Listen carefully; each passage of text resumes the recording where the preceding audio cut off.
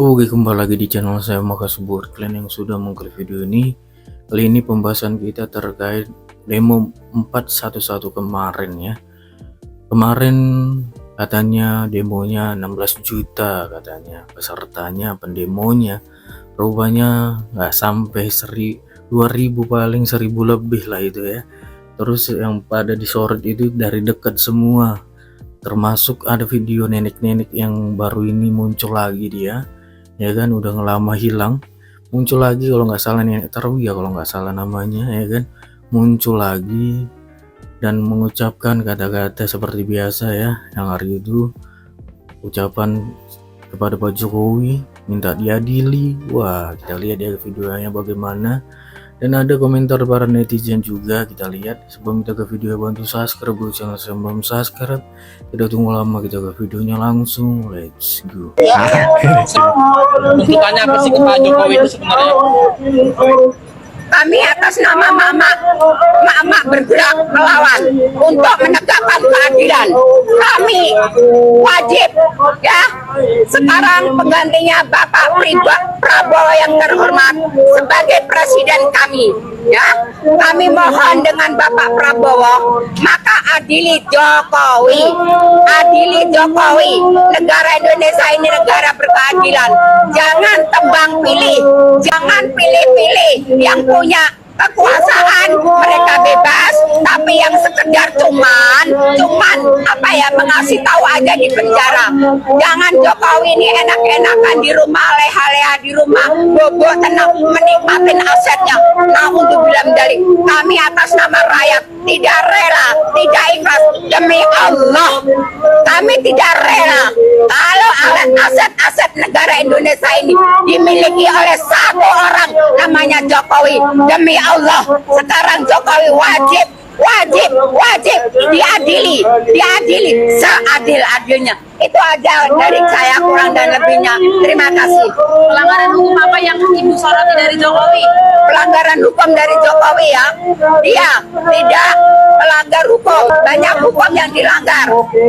Salah satunya dia memenangkan anaknya. Ya, dia melanggar hukum. Dia mau membuat hukum undang-undang ini seenak modelnya. Ya, seolah-olah dunia ini hanya milik Bapak Jokowi.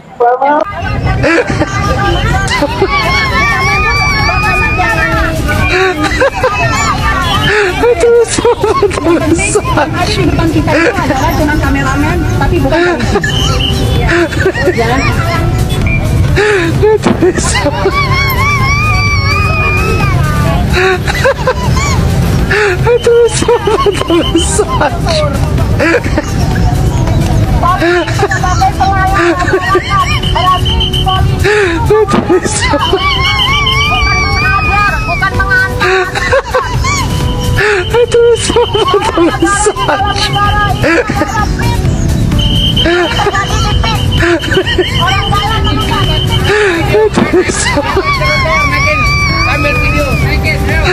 Selamat sore.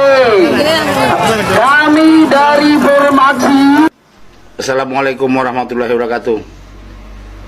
Bapak Prabowo Subianto, presiden kami, tolong Pak selidiki, suruh intelijen Bapak, bendera apa yang dipakai mereka itu selain merah putih itu. Ini sepertinya aksi-aksi yang ditunggangi Pak. Jangan bikin kacau negara ini, Wi. Tolong Pak.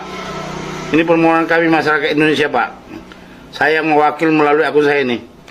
Salam NKRI harga mati Pak. Salam satu komando. Salam Komando Persatuan Indonesia Maju. Hai para penghujat Mas Gibran dengan Pak Jokowi. Ada apa dengan kalian semua? Ada apa? Pak Gibran naik sebagai wakil, kalian yang emosi. Kenapa? Apa yang salah dengan Pak Gibran tuh? Beliau seorang pemuda yang best. Karena beliau seorang anak Pak Jokowi, jadi kalian pikir itu nepotisme. Kalau memang seandainya memang Pak Gibran tuh pantas, layak untuk jadi wakil, apa yang kalian emosi? Apa yang kalian hujat? Kenapa? Kami suka Pak Gibran naik sebagai wakil. Kami dungu. mungkin kamu lebih dungu daripada kami. Ada aja bikin ribut aja dunia ini. Kalau kamu memang berani, sana tuh pergi berperang tuh ke Palestina sana, bantu kaum muslim di sana. Betul Jangan banget. pandai menghujat aja. Hidup ini dengan tenang. Memimpin negara itu bukan mudah.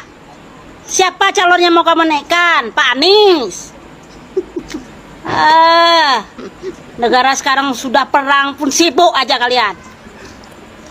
Marah nih saya pendukung Gibran, pendukung Pak Prabowo, pendukung Pak Jokowi.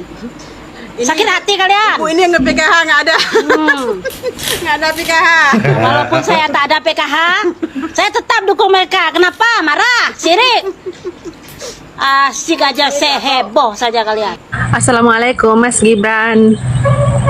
Jujur saya sedikit terharu, bahkan sangat terharu ketika Mas Gibran punya program makan siang gratis untuk anak sekolah. Saya perkenalkan, saya Nurlela Hidayatullah, umur 30 tahun. Sekarang saya menjadi seorang ibu dari seorang anak laki-laki. Jadi dulu saya waktu sekolah jarang banget bawa uang jajan ya Mas Gibran. Dan setelah lihat program makan siang gratis itu, rasanya saya mau sekolah lagi. Karena kenapa? Saya pernah merasakan belajar dalam keadaan lapar. Belajar dalam keadaan lapar itu nggak nyaman Mas Gibran. Mau nulis pun tangan sampai gemeteran. Bahkan mau mikir aja tuh susah Mas Gibran.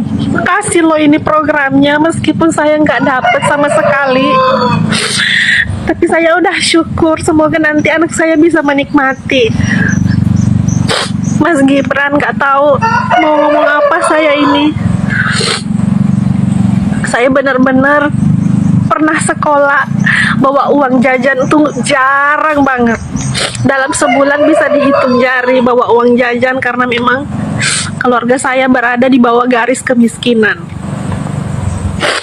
Tapi Mas Gibran beneran setelah tahu programnya, saya tuh rasanya mau sekolah lagi biar bisa belajar dengan tenang tanpa rasa lapar. Mas Gibran, semoga terpilih ya. Saya tetap di 02. Love you Mas Gibran. 10 tahunnya Joko Widodo itu ngapain aja sih? Ini udah hari kesekiannya Bapak Prabowo Subianto dilantik menjadi Presiden RI gitu ya. Dan kalian para SDM yang masih aja mempertanyakan 10 tahunnya Bapak Jokowi itu ngapain. Iya, gue kasih tahu 10 tahunnya Bapak Joko Widodo itu ngapain aja berdasarkan data. Nih, gue bacain saking banyaknya. Jalan desa, jembatan desa, jalan tol baru, jalan nasional, jalan irigasi. Ini bagian infrastruktur. Angka kemiskinan itu juga diturunin loh sama Bapak Jokowi. Angka stunting juga turun jauh loh. Data-data yang gue sebutkan dan gue sematkan tadi itu adalah beberapa contoh data ya yang baru gue cari di Google. Sisanya gue belum sempet cari. Nah, sisanya giliran kalian dong yang cari. Mau sampai kapan sih jadi rakyat, jadi SDM yang minim literasi dan minim membaca dan pengetahuan? Buat kalian para pembenci, masih ada aja yang bilang kemiskinan itu tidak sejalan dengan pengangguran. Sorry to say, but I must to say this. Maaf ya kalau terdengar kasar, tapi ini fakta. Yang miskin aja tuh pada dungu, pikirannya itu nggak dipakai. Lu udah tau miskin, beranak banyak-banyak. Nggak ada aset yang harus diwariskan, penghasilan juga belum stabil, tapi memilih untuk punya anak banyak-banyak. Giliran susah, giliran miskin, giliran kere, apa? Nyalain pemerintah. Kalau udah kere, minimal ininya dipakai. Jangan lagi tuh ya, lu pada beranggapan banyak anak banyak rezeki. Lu kata ngegedein anak itu pakai apaan? Pakai rezeki. Nah kalau rezeki lu aja belum punya anak, udah seret apalagi punya anak. Punya satu aja susah, apalagi punya banyak. Terus masih mau dibahas pengangguran. Gue kasih tahu ya, lapangan pekerjaan menurut survei yang gue lihat dan gue baca dan gue tahu di lapangan secara langsung ya, lapangan pekerjaan itu sekarang banyak banget. Tapi kenapa masih banyak pengangguran? Iyalah, banyak kok yang skillnya nol tapi mau gajinya gede. Minimal tuh sadar diri. Sorry tuh saya, minimal kalau nggak punya skill, ya udah terima aja lapangan kerjaan, tawaran kerjaan apapun yang ada selagi halal. Menurut pengalaman gue sendiri ya, mau seberapa besar pun penghasilan kalian, kalau kalian tidak tahu rasanya bersyukur dan berterima kasih ya, mau seberapa banyak pun uang itu tidak akan pernah cukup. Lu pada tahu nggak kenapa UMR di setiap daerah itu beda-beda? Ya karena harga bahan pangan, harga barang, harga apapun itu berbeda. Jakarta sama pedalaman, harga telur, harga minyak, harga cabai, harga bawang pasti beda, makanya UMR-nya juga beda. Emang betul Indonesia ini SDM-nya masih banyak banget yang rendah. Apapun segala apapun nyalainnya pemerintah.